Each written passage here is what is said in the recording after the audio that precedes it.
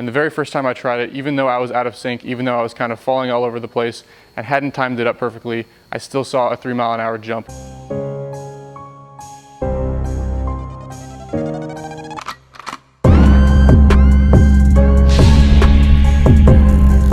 What's going on, guys? Ben Brewster here from Triathletics, and today I want to talk about what I coined as the drift. Now, the drift refers to that initial move during leg lift that shifts your center of mass and sets up the positions for your back leg to then come into the throw with an active drive phase. So it refers to that initial weight shift during your leg lift. But I want to tell first a story about how I originally stumbled across this concept. So I was very familiar with certain coaches online would talk about how a lot of the hardest throwers didn't come into natural balance points. That wasn't necessarily a new concept. And there was also this concept that a lot of the hardest throwers had quicker tempos than more slower throwing amateur throwers. So I already knew of these two concepts, but I hadn't really put it together as far as that initial move, setting up the faster tempo or setting up a better lower half position. So I was always a slide step guy through high school and college. Being somebody who had to kind of teach himself hard throwing mechanics, I was doing my best to simplify that process as much as possible. So I threw out of a slide step. I didn't want to overcomplicate things, add too many moving parts, and I was trying to just isolate the throw into the things that matter that I could focus on. Hip and shoulder separation, segmentation, getting my arm on time, bracing my front leg. A lot of these things that contributed to throwing hard without adding in any of the unnecessary moving parts. So as a slide step guy, I never really understood the point of a leg lift or what the purpose of it could be. And ultimately, I did learn how to use my back leg to some extent. In college, I learned how to utilize my glutes, my hamstrings, and drive towards the plate. And what I realized, and this is from, I went through a period where I studied Fernando Rodney because he was a hard throwing slide step guy. And what I realized was he kind of had like a lean into the target. He would get his weight shifted forward first, and then he would drive off his back leg. He didn't just drive while keeping his back leg, but while keeping his weight directly over his back leg the entire time. So I was able to get up to touching into the mid-90s and get drafted and play a couple of years pro ball before getting injured from just throwing out of a slide step. However, right after an elbow injury that I sustained, I was playing around with experimenting with a leg lift.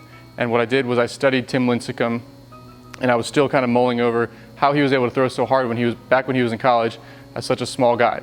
And I noticed that he had a very aggressive weight shift, but people always wrote him off as kind of a freak, and I didn't really buy that idea. I thought there's got to be something to it. He's not just a guy who throws the same as everybody else and happens to be small and throw very hard. He is small, but he moves incredibly differently than everybody else, and he gets into some crazy positions, and he shifts his weight very aggressively. So I actually experimented myself with kind of a Tim Lincecum-esque initial move and added that leg lift. And the very first time I tried it, even though I was out of sync, even though I was kind of falling all over the place and hadn't timed it up perfectly, I still saw a 3-mile-an-hour jump in my average velocity, comparing the slide step, which I was comfortable with and had used for multiple years, with the very first time I tried to imitate his initial weight shift. And ultimately, when I did get healthy and ramp that back up, it still managed to be a 3-mile-an-hour consistent increase over my slide step mechanics. So, point being, I started to incorporate this with a lot of my remote athletes and experiment with that cue of the drift, that cue of the initial aggressive weight shift. So that's what we're going to talk about today. So first, let's talk about the actual definition of what the drift is. So I coined it the drift, but the idea is basically it's that initial move in your leg lift where you're shifting your center of mass. You can think about your center of mass being your belly button away from your back leg. So it's getting the train moving. It's shifting your weight and allowing your center of mass to create some separation away from the back leg, away from the rubber, so that as you do come into your drive phase of the lower half, that you can now create more lateral angles into your center of mass with that drive phase. So we think about the back leg, we have a certain amount of what's happening during the drive. We have a certain amount of hip extension, knee extension, and hip abduction that's all taking place together. That's your active drive. So you have a certain amount of range of motion that you can use over that back leg to create that drive position. Okay, whether you has more knee flexion, less knee flexion, regardless, you have a certain amount of range of motion. So on one extreme, if you didn't utilize the drift at all, and you potentially cashed all of that range of motion out while staying over the rubber, all you can do from this position is simply fall towards the target. There's no drive that can occur once you've already cashed out all that available drive super early. Now you look at somebody like Tim Lincecum, before he begins to utilize his drive at all, his weight is way out here. So now when he actually does utilize that drive phase, all of that is going laterally into his center of mass. So I'll use the analogy when explaining this to some guys. Like, imagine you're standing right next to somebody. You've got a 300-pound guy standing right next to you and you're trying to knock him over with your hip. If you stand right up next to him and get in this position, you can't really apply enough force to really go anywhere. You're not gonna move that guy, right? So from this position, we're not very strong. We can create much better leverages if we just back up 6 inches away from him. Now we wanna knock him over.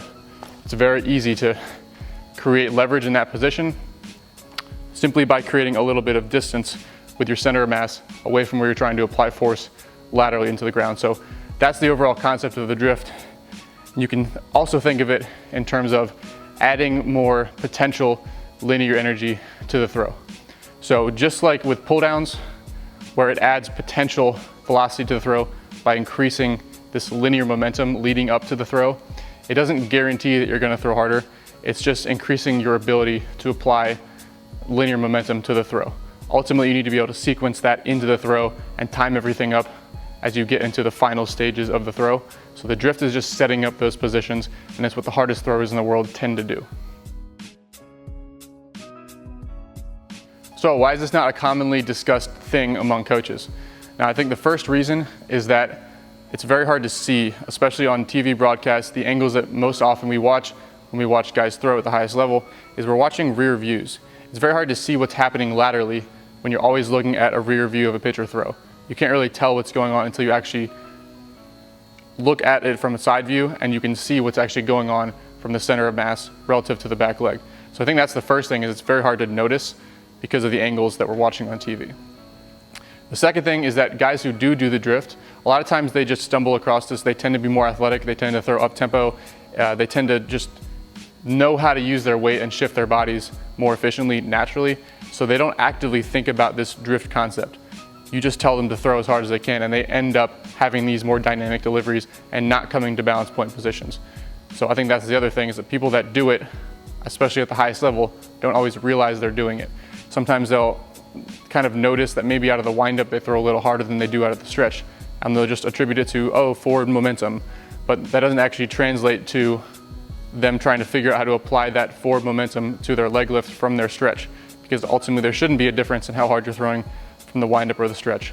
So people, I think, intuitively understand this idea, but it's very rarely talked about for that reason. And I think the third reason is also that it's a hard thing to teach.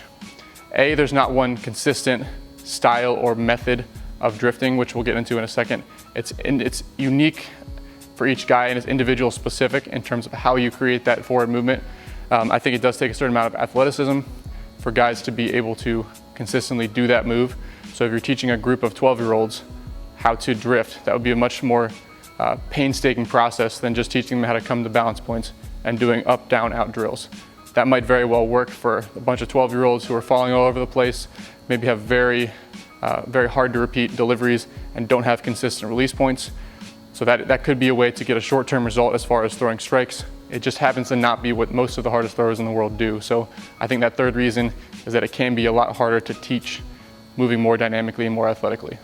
Just to give you guys some visual examples on the video, we're gonna put this up as I'm talking, but I think there's a number of different styles of drift that's important to understand.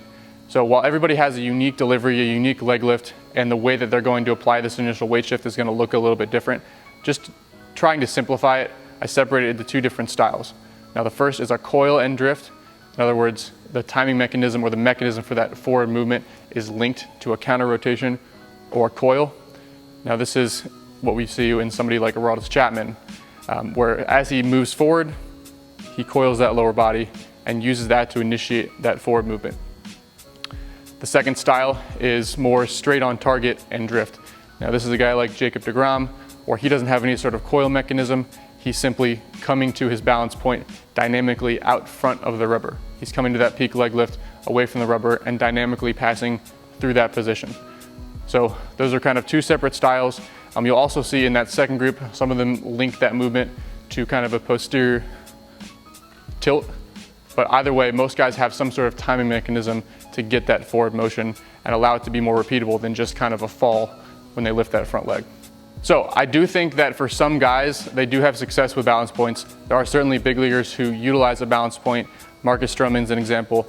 Nathan Eovaldi is an example of a guy who doesn't have an aggressive weight shift, and he stays very far back during his leg lift, and then he sits very deep into his back leg and creates all that energy himself as far as creating that linear momentum towards the target. There are certainly guys who throw very hard and guys at the highest level who don't have this initial aggressive weight shift. It just isn't the norm when you break it down and only isolate the very, very hardest throwers in the world. They tend to have very efficient and aggressive weight shifts forward. That being said, not everybody is going to have an initial velocity bump on the very first time they try it, as in my case. I've seen it work both ways. Some guys who've learned to have that balance point position and stay back their entire motion, when you initially introduce the drift component to them, it can screw up the sequencing further down the throw. We did see this with one of our guys who initially went from low 90s to mid 90s without even touching his weight shift. We tried to then from there incorporate a more aggressive weight shift, and it actually screwed up the rest of the throw, and he saw a slight decrease in velocity initially. So in his case, we actually didn't mess with this, and we decided to continue doing what was working best for him. So it can mess with the sequencing further down in the throw, but that being said, a lot of guys, it can actually immediately help them by adding more linear momentum to the throw. So we've covered what the drift is, we've covered some examples of big leaguers who do it, and we've covered that it might not apply to everybody. But that being said, if you decide that this is something you want to experiment with, what are some ways that we can teach it or that you can learn it? So I'll be the first to admit that we have not completely figured out how to do this in a repeatable manner with everybody. It does seem to be based somewhat on how athletic a guy is in terms of how fast he grasps the concept or how fast his body it clicks in with his actual specific mechanics and delivery. But that being said, I'm going to give you guys a few cues that you can try that have worked for a lot of our guys. And I'm also going to give you one key drill that we'll incorporate with our guys who are trying to work on the drift concept. So the first cue that we found to be helpful with our guys, and probably the first one we'll go to, is simply think about leaning into your leg lift. Now I like this because when we first would just tell guys, drift and try to explain the concept, a lot of them would kind of feel like they were falling through their leg lift and they would lose touch with the back leg. Okay, we want it to be a repeatable thing where you don't lose touch with the back leg, you just get your weight shifted and you can still drive out of that position.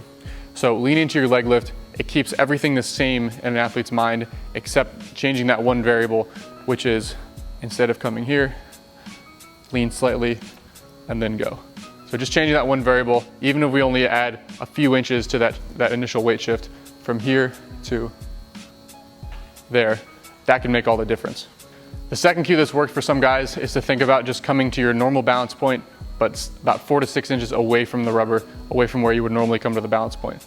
So if you're normally trying to hit your peak leg lift right here, whatever your leg lift looks like, if you're normally trying to hit it here, try to hit that same leg lift out here. Okay, so it's a subtle thing, but again, we're just tweaking one variable in that delivery. Whether you have a coil and turn and you're used to just coming right here with no weight shift and then going, and all you do from there is try to hit it 6 inches further out and then go. That can very often click in guys' heads as well. Just think about coming to your balance point 6 inches away. The other way to think about this cue is if normally your body would be in a straight line directly up at your leg lift, wherever that is, you can think about it just rotating your body 15 degrees towards the target. Okay, that lean position doesn't necessarily work for everybody, but just think about coming to your leg lift instead of here, 15 degrees rotated towards your target. That can very often start that initial weight shift as well. The third cue is trying to stay inside your back foot during leg lift. Again, this is just another way of thinking about as you lift your leg, trying to not keep your weight too far back and allowing it to start shifting forward just a little bit during that initial leg lift. As far as an actual drill that can help with working on this initial position, a lot of guys initially can try this from their deliveries, but tend to report to us that they feel sort of flat-footed when they just try to start here and then all of a sudden, instead of staying back and then moving forward, they feel like they're just kind of falling and it feels unrepeatable. So most people try to then do it in walking windups where they have forward momentum, but what happens is as they come into their walking windup, they end up leaning very far back and they end up getting in the positions that we're just trying to avoid, those leaning back positions that we're trying to avoid because they have too much forward momentum. So what we actually do is we reverse that and we'll do step back drills. So you can do this with step back rocker drill, step back roll in, but specifically for this, we're gonna show the step back wind up, which again, don't overcomplicate it. It's literally coming set in your normal delivery and taking a step back and then hitting your leg lift and throwing. So by keeping the weight a little bit out front and stepping back, it teaches you to stay inside that back foot, and it makes it a little bit more dynamic so that you feel athletic going through those positions. So again, if you're a coil guy and you're just learning to keep your weight out front in a position that you wouldn't be able to hold as a balance point, whether you're an on-target guy,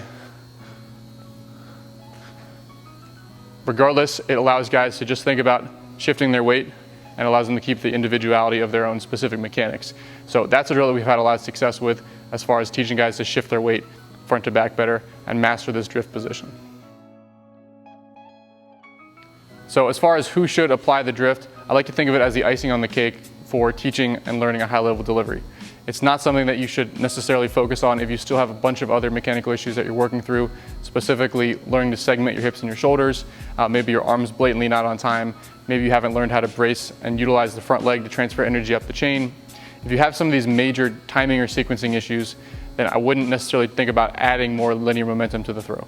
So the drift is something that if you already have a good delivery, adding a little bit better weight shift, you can see kind of this immediate improvement like I saw.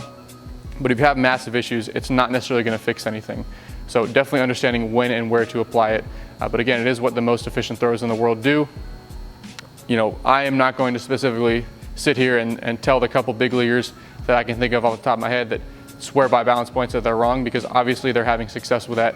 They're able to repeat their delivery and throw with a reasonably high velocity. So again, there's different things that work for different people, but if somebody comes to me and their main goal is to improve their velocity and they already have some of these mechanical guardrails in place, then this is definitely a focus that we use for a lot of our guys.